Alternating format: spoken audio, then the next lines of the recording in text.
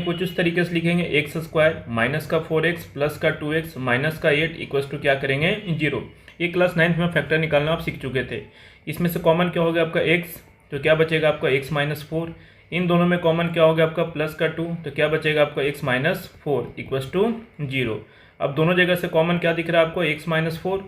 First वाले term से क्या बचेगा x एंड यहाँ से क्या बचेगा प्लस का 2 इक्वल्स टू क्या कीजिएगा 0 कीजिएगा।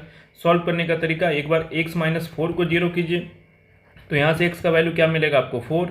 एक बार x प्लस 2 को 0 कीजिएगा तो यहाँ से x का वैल्यू क्या मिलेगा आपको -2। यानी इसके जीरोज कितने आ गए आपको 2 आ गए, और वो जीरोज कौन कौन से हैं, एक तो आपको 4 है, दूसरा क्या आपको -2 है। अब इसमें वेरीफाई का मतलब आपको करना क्या है, बेसिकली रिलेशनशिप बताना है। यानी आपको करना क्या है कि इसमें सम ऑफ जीरोज निकाल देना है, यानी शून्यकों का योग निकाल देना है। ये क्या होता है माइनस का b अपॉन a, माइनस का b का मतलब कोफिशिएंट ऑफ x। यहाँ पे कोफिशिएंट ऑफ x क्या गिवन है -2, तो b की जगह -2 रख देंगे, अपॉन में a यानी क्या रखिएगा 1, तो ये माइनस माइनस क्या बन जाएगा प्लस का 2 बन जाएगा।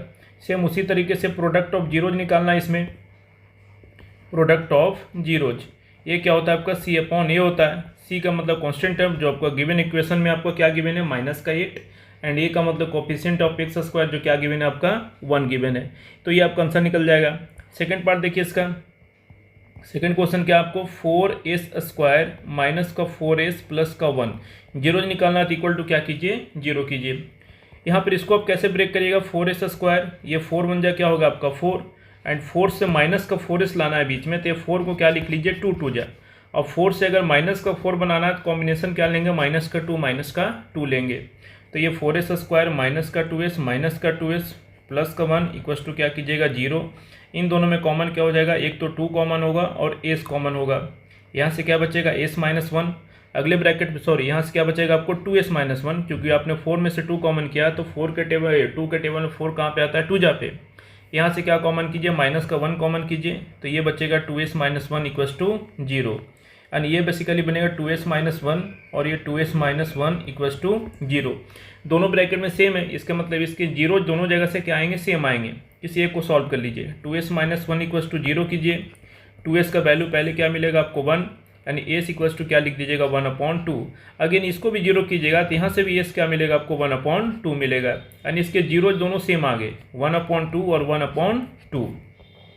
सम ऑफ जीरो जिसमें भी निकालना है, सम ऑफ जीरोज जो फॉर्मूला क्या बताया भी आपको माइनस का b अपॉन a होता है, तो माइनस का b का मतलब कोफिशिएंट ऑफ s जो क्या गिवन है आपको -4, यहाँ से देख लीजिए s का कोफिशिएंट क्या -4 अपॉन में a, यानी s स्क्वायर का कोफिशिएंट वो क्या गिवन है आपका 4 गिवन है। तो ये माइनस माइनस प्लस का 4/4, यानी ये क्या बनेगा आपका 1 आ जाएगा।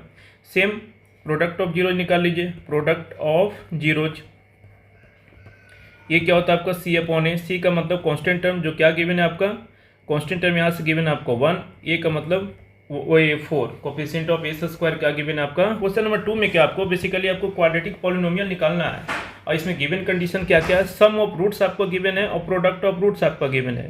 पहले क्वेश्चन में आपको सम ऑफ रूट्स जो आपको क्या होता है माइनस का b upon a, sum of zeros जो आपको माइनस का b अपॉन a होता है ये क्या गिवन है आपको 1/4, और प्रोडक्ट ऑफ जीरोज जो c अपॉन a होता है ये क्या गिवन है आपको -1।